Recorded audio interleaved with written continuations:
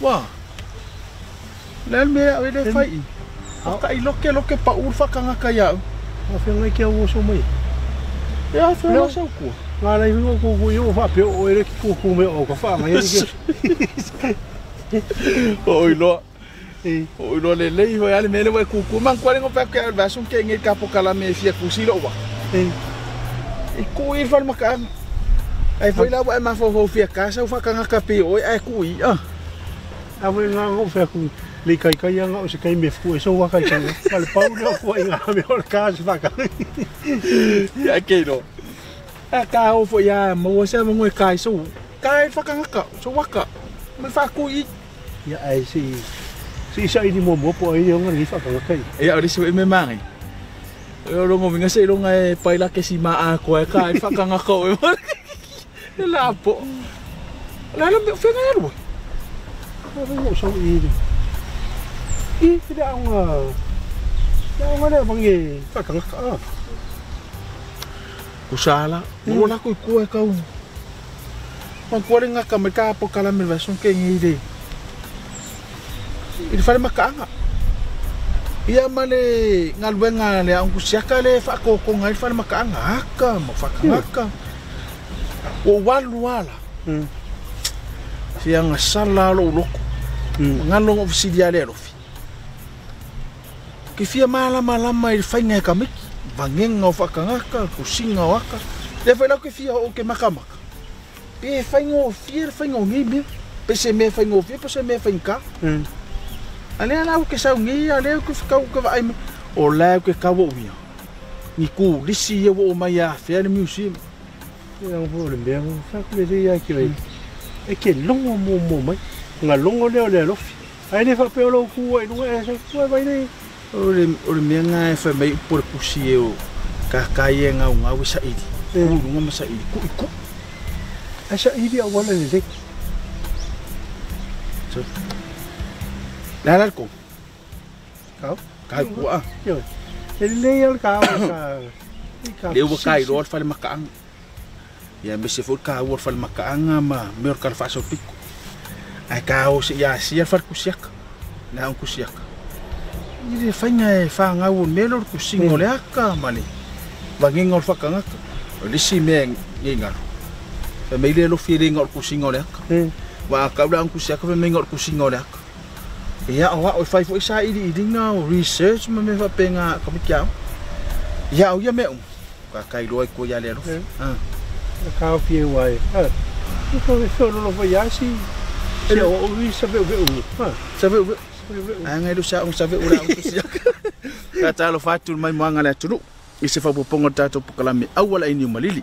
Sa e mai mo nava yaso i le tala anga o tātou whale mataanga. Ai mai se olona anu whale le ngata le tala whaasolo pito le kalesia. Mai se whale tala whaasolo pito le atunu. O le olo ta oto tutono whale mataanga. O lo ta tala i le te minei mo matamatanga. Ya mai se fo mai moanga i lantou o e ta wha mai mo mai. Mai se le kalesia ma le atunu. E tele nei va inga tāua e meso me tāua le tala whaasolo pito.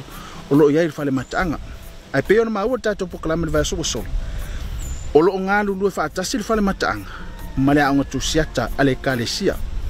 Awa o i le whale mataanga. O lo whaalau i loa inga luenga tau lima. Ia me se fo ngā luenga whaatino whanau le ngata i ata tusia. O nisi o taitai o le kalesia. Ma nisi longa o le atunu.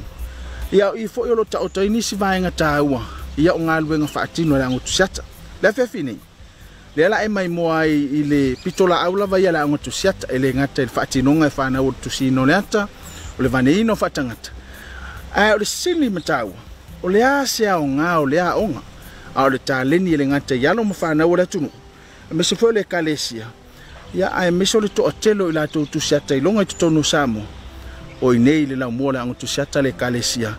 Whawhai le sosia ma te maa ainga. Ai usil mai moa, i whapoponga tātou pukalame, awala inu marit, kau. Ya. Mai fui e subuang i whakanga. Ki whaasingo, ki o sabi uwali. Ua malama i lungalu le whaamoe sato wha iai le kalesia whaapotopotonga ke usano i Samoa. Mō lana whale mātaanga.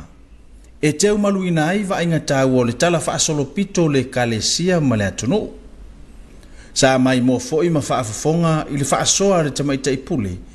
I le vai aso ua tuana i atu, ai mai se lava. O le sootanga e pe ona ngā lulu e whaatasia i le whale mataanga, ma le aonga tūsiata le kalesia. Ai fia turi mata ngau e le tātou polkalame i le nea fiafi. Se sao a o se ano fale, o lo mamanu ai le sosia ma le tamau a inga o whanau. O lo auto va atu i to tono le aonga tūsiata e utu vai ai a waselu mana i manuia. O le aonga tūsiata lava ia, o se tasi o atina e tahua le kalesia. A wafo i le ngata o lo wha amoe moe i eile rumana i o alo ma whanau. Ai o lo ta oto i to tono le wha amoe moe, le tahua o le ta leni maanga va. Ai maise lava i le tusinga ma le vane ina o ata ma wha atangata. E le to i tau wha amatala ina lana le sao le aonga tūsiata le nei. A wā ua mōli maunisi o alo le atunu, e o lava inisi o tūsiata i longa i to tono Samoa. Sa whaafai lele mailo lātou sila fia ma le tāleni tūsiata. I to tono le lau mōle nei. O se aonga sa tau a mata ma ise tūlanga whainga tā, lona tau atina ina. Aina i longa lona sao, i le tapena ina o alo ma whanau. A wale whaonga ina o le tāleni tūsiata, e pe ona whaata mau ainga ina ai e le atua, le soifua ma le ola. O le tasi le ni o aonga tāua le kalesia, pe a fua i lona tau amatamtanga. Ai maise o lona sao tāua. Ua tele malu malu tau pua i te tele, ua ta oto ai le tino o ngā luenga whaatino le ni aonga. E ala i le fausia ina o whaamalama teu teu, o le tusi ina o ata i to tonu o malu malu. Ai whapea fo i le vane ina o pule laa. E pe ona mātanga o fia i le mauta tā pua i o le atua. O lona winga. O le tino lea o lo whai mamoni mau. E le titi le tamau ainga o le tāleni whaatusiata. O lo ta oto i le lau mua le ango tusiata le kalesia e whakasai le urumenga fau. E pese i e whaatau wa ai le wa ai le ngā luenga ma le tāleni whaatusiata la vaia. Ai le titi fo ilon tāua mo le tamau ainga. Ai maiseo le atina engo ainga nuu ma le kalesia. O le manatu fo i leo lo inisio alo ma whanau o lo au tawina i le ni aonga. I le afuanga le naunau tainga e ao ina ma whaalau tele le iloa. A wale atinga enga o le taling tusiata e peo na ao ina ai le teminei. O le tau le nimbe tusiata o le variata. O se mea o se ata o ro e mo i ai o se mea fo i o ro e mawhauwhau ai. Ia o le au ngārea po le tāua lo tusiata e te tusia ai se me so mawhauwhau o ro i ai ina ia tino mai, ina ia tau ule mea sa e mai miti ia. Le tāua ia tia o le nei le alofa o moina o le mo whaoro tau ina ia o ele atu whaatusiata. Sa ilina le selo mana imanuia mo lo wainga ia lo e kalesia tono nuu e whapea leo watu nuu. O lo unau ta inga la vai le tale o te iloa e se umatale ni o tangata a pe ta o le ne tale ni o le tusiata e se fu yo lo ia no ta inga ye le mata i le whaonga inga o so skoinga me ko kia ese ma le whaonga inga leo la pisi le la kule si kanga kia ai la kule le kanga kusi ka kule la male ta ni le tusia tole whaonga inga leo tu ese ma o si ma luengo ese u malava whanau malalatou fo i wa ai mamau. Ai mai solo lātou nau ta inga nā fuai o nau rufale i la onga le nei. Ai a tonu foi, ese le wa ai le tu pāwari, ese foi le wa ai ma le nau ta inga o le tu pāo ta mai tai. Nā fuai o na feeling ai fia o fiantu i tu tono la onga tu siata. A waso lātou lumana i manuia. Nau ta inga lawa ia whaale te le ina ia le tō mai lea i ala le mamanu. Peon tatu i loa o le nafa matiu te mai te Samoa i sola le o le ngau singa le siapo. Ia o siapo le te le ona whaeroa mai ia mamanu o sa whaia sola. Ia o lo nau ta inga ia o sa ia o ia isi mau mamanu ia ele o i loa le te le o tangata. le ngatai lea o le winga o mamanu taitas. Mo le sila fiele na o li o lo tatala le amanoa. Ia o ina ai le taleni tusiata i le aonga tusiata le kalesia. Ai lo iai fo i le amanoa mo le tu pao tamaitai. A sila fo i le tau mawhaia vito lia e pei ona iai to tonu le aonga. Ua tele le tamau a inga mani mea tau mawhai ona ia o ina. Mailo na o fiatu to tonu le aonga. Le ngatai mamanu ia o tala fasolo pizzo o tātou atunu ai whapea ia isi atunu. Le ngatai mamanu le tātou anganu ai whapea symbols po whailonga o isi atunu le o wawa o ina i tonu le aonga. Mo le tāleni tu siata lavaia. E whaisi whainga tāolo na o ina. Awai mo mia le sila fia le leo le amatanga ma whainga whaavai. E tusi ai le ata ina ia tino ma mata ngofi. A tonu o le ata mau ainga. Umwhai ona sa atu le aonga i le sunga le tamaita i pule ma le inga whai aonga. Awa alo ma whanau o loa o ina i le teiminei. O nisi o whanau o maua le tomai i le ese nga o peni e tusi ai ata. O nisi o whanau o mwhai o na o ina le ese nga o vali. Ai meisi o le whaafifilo ina o vali. Ina ia mata ngofia se anta o le avalina. Ele ngata i leo le ano noa i o mea tutia ese.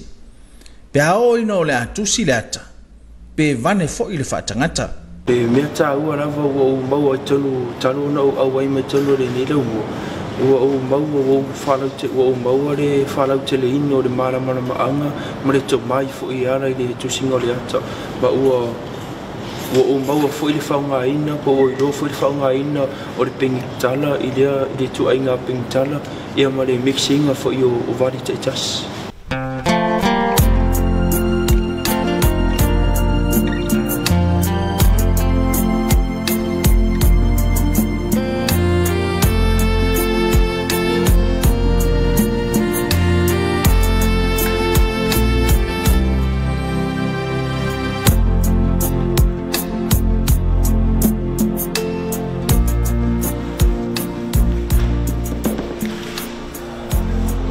Sila le manu se tatou atu. O le a whai se tatou analonga. O le tatou proklame a ole ni mari. A tue talima. Ia o na tue whaau lea. Se i whaau ma mene mo whai e kumu ma komikiki. A ole o kea. Se i whaau ma lea tala na tu se e ka. Ia na tue whaau a ole o tatou proklame.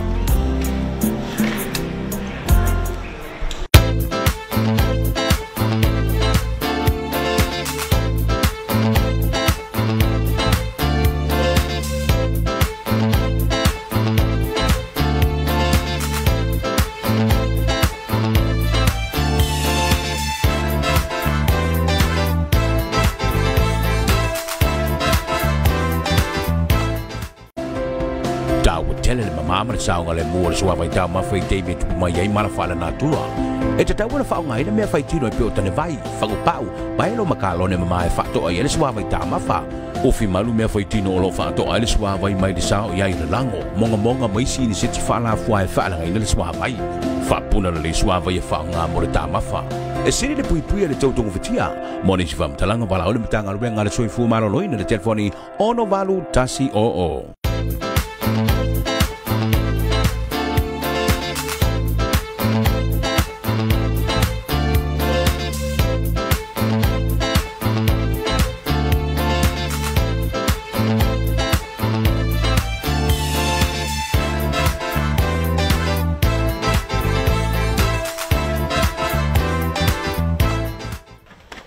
Ya, lawa o mana tusilat. Ale o mai fa o mga kare o vai mele povil. Ele totally mo tato proklame awole ni mali. Le atoe fa wa le fa soa. Alo mo fa na. Ya, o lo auto ina tono tato wa tusiat. Si mai mai mo. O te lele la sanga wo ia ile tūlanga o le aonga tusiata. Pe a fatu sa tusa I tau sanga umvai. Mai manatu. O le si itia lava leo le tūlanga I le tomai ma le anga maa umwhai o na o ina ano ma whanau. O niso whanau sa le eise manatu.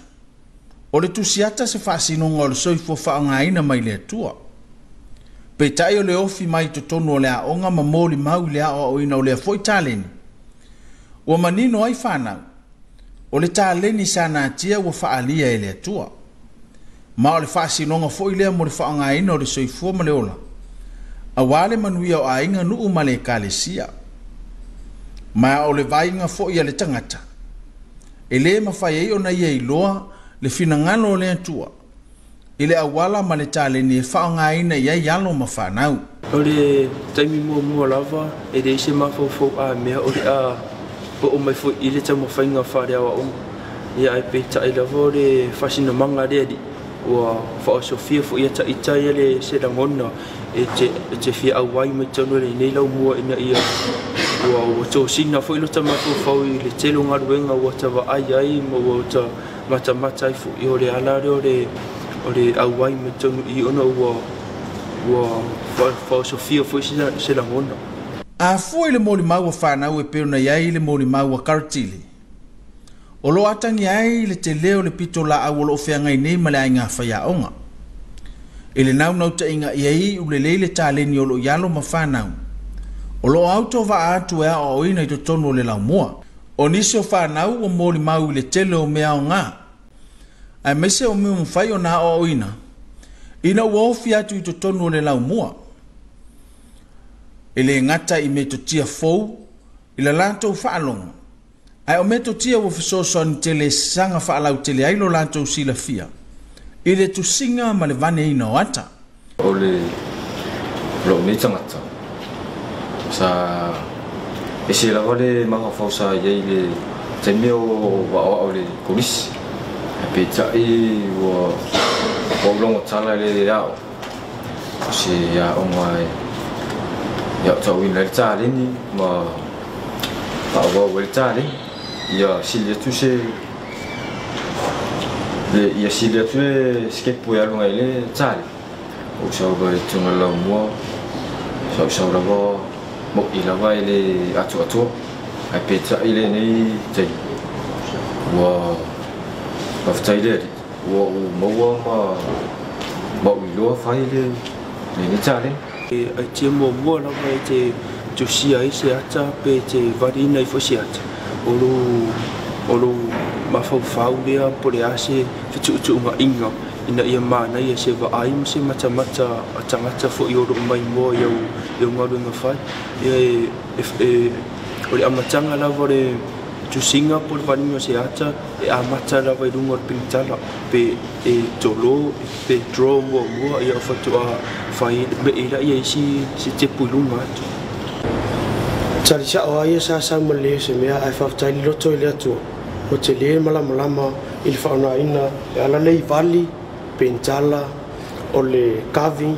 o le mosei o le fauna ina le tu skai kasi e ngosi ile ata pe fai foi se Maduenga, o te le lava le iloa, o te le to mai ufa popoina, ia, i le tiu te whaia onga le awa mai, i le pu e whai maita, o te le lava le to mai ma le anga waa fo i le fo Italien. O upu lava o masani ai le tanga lue ma whinau. A le afu matinga aina. E le mawhai o nei u se manuia se tau mawhainga o loo whinau ai. E whapena foi le soifua o ina i te tonu o le aonga tusiata. E wha moe mea uma i le loto ma le ono sai e whaatino ai. A wase manuia mo le anga i le lumanai. O le ofi mai o le wha mai o le Kovitis fruiva ma a fiai le atonu. O se a fianga tele le na matua mata wina ai. Le pa uma o lalo o whana wa onga. O no le tūlanga whainga tā. Sa iei le atonu ui le wha mai. Pei tai o le wa amata. Ona toi so longa le lei. E tai o le tele lava o whanau e ui lui tau o lo whengai. Ai sana unau la mai wha au au la o ina o le tā leni le ni. A waso la tolu mana i manuia. Wa tau nuai upo le mea iei le loto. E iei lo na awala e whaiai. Mōli mau foi le li o ameto se tasi o tamaonga. O le lui tau tele a o le mamao le no fuanga ma le afio anga e lalai. A le lui tau foi le o lo whengai, i le ngata i leona tamau ainga. Au whapea foi le fiso soani molo na ainga. Pe tai o le avano o tatala le tamaita pule no fo mawai to tono le laumua o se fai to tele lea mo le sanga whaalau teleina. O le si la fia ma le loa lea fo iali e whaalau tele aila na tāleni tu seata. Paula wale mea sa finitara via tia uono le mao le ala sa vape ona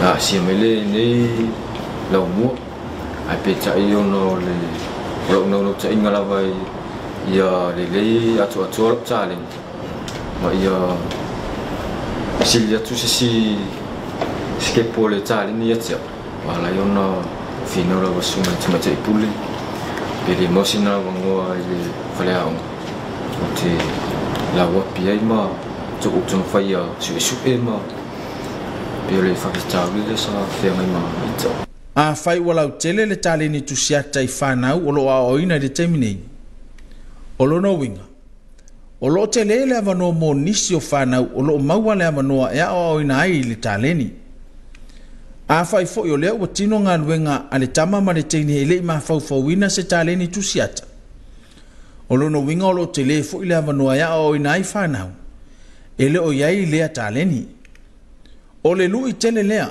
wa ofo mai le whaasoa whanau a onga a wānisi o whanau o lo whaavaivai ma tupulanga talavou ma nisi o lo iai le tāleni i le tāua o leo la o oina e whaalau tele ai le sila fia i le tāleni tu siata tō lo iai le tō mai ma le anga wā le tāleni ma e o lo fia avea ma tangata tu siata o le naunota inga lawa i o tangata o le whamaoni ma le tausina o le ai a o lo whatua tuku nei roa le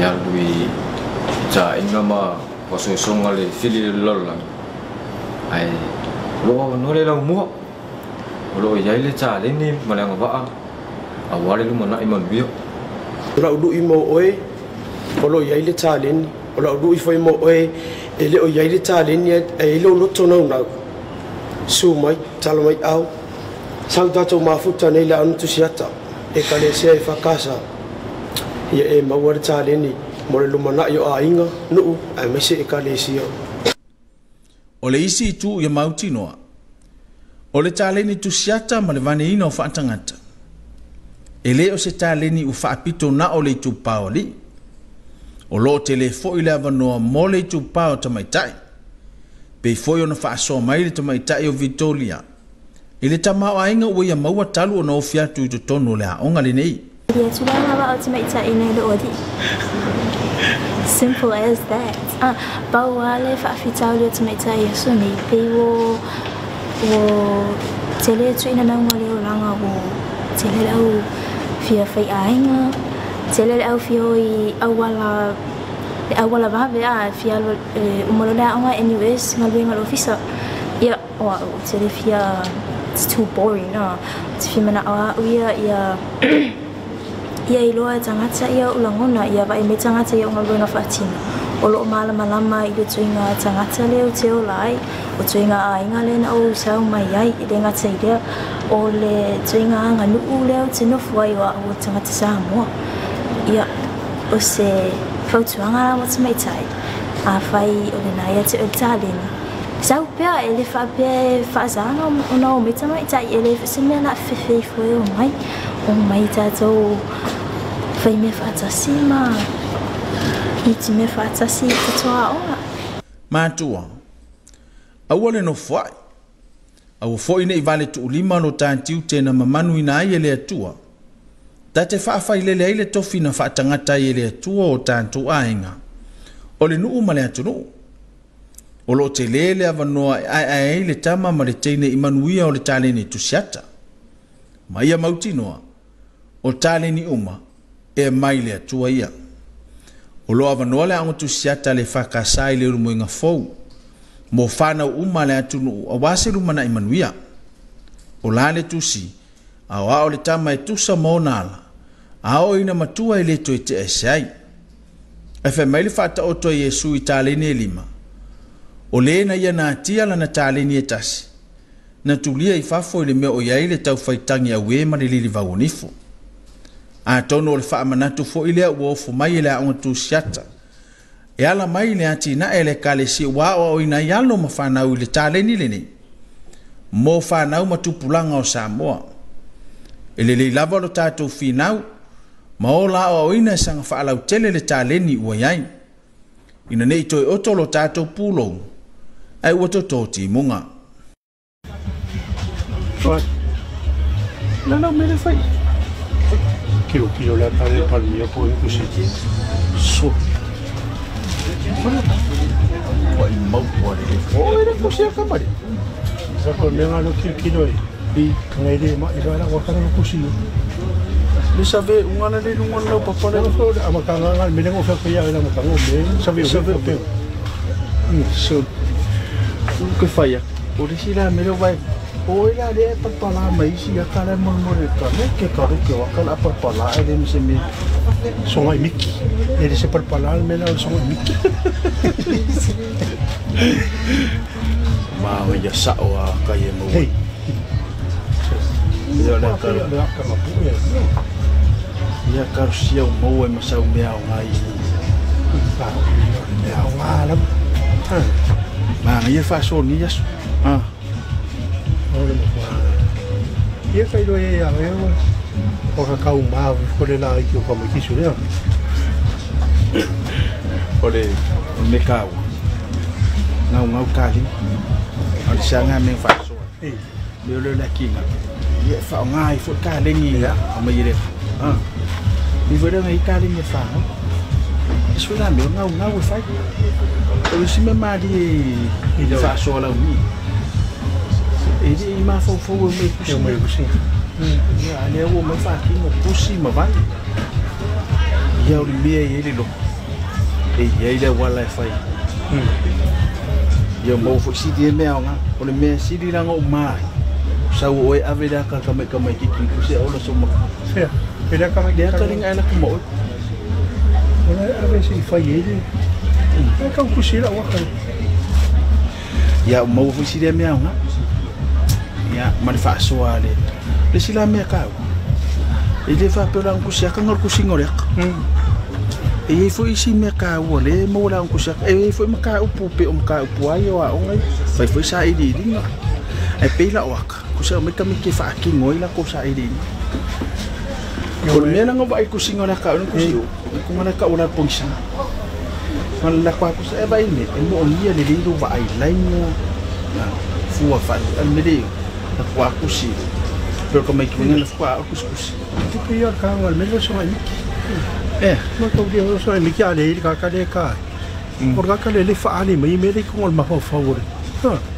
ka ai so mo ko ka so me lo so ai ya lang mo yang foi me ale ko ka sa so mai ko le fala o le ko ya foi me ale ko ka so mai mi ko sky fa fonga mai morta to tunu ul fa so a halong fa na ula ngutu siata ale kalesia le fa kasa ele ngata ilona la umua ile umo ngfo ya wasia fo tato pokalame ya le no fanga itaimi itanya le rua ya ile no fanga lo fa tino le na to fa alinga ile va so tonu fa na tuino lo no suto sang ul malo to tasio Samoa banga ta ul fa na to fa na ule ngata fa ngai no talen ia a ole na e pe no fa ta sine fa tino tale ni atina e ainga ia meso le no ia male kalesia antono ta u fo fa so afana isi nga tu planga la tuno ia bole mfayona fa wa talen a meso tu singola tam tu a meso fo fa mana tu mo fa na ulo ye le talen o lo tala la mano ta to ang tu siata ia e fa la tele si le fia male lo a meso ta sine talen ia u fai ma puna o ja ai ainga no male kale se fa aftai sunga tama te pule pa ia la inga fa ya nga fa aftai ya lo mo fa na lo to wina la ngo tu siata le kale sia ilona la mo le mo fo mo le fa so ma tango fia mo se fa po ponga na va ya so fa aftai ta to pa anga ngata ile fa lo fa tonga fa pe fo ntanga lo fa to anga mo fa nga fa iwa bolang lo ina le pokalame no tele ina le fa fi la fa so to fa so ka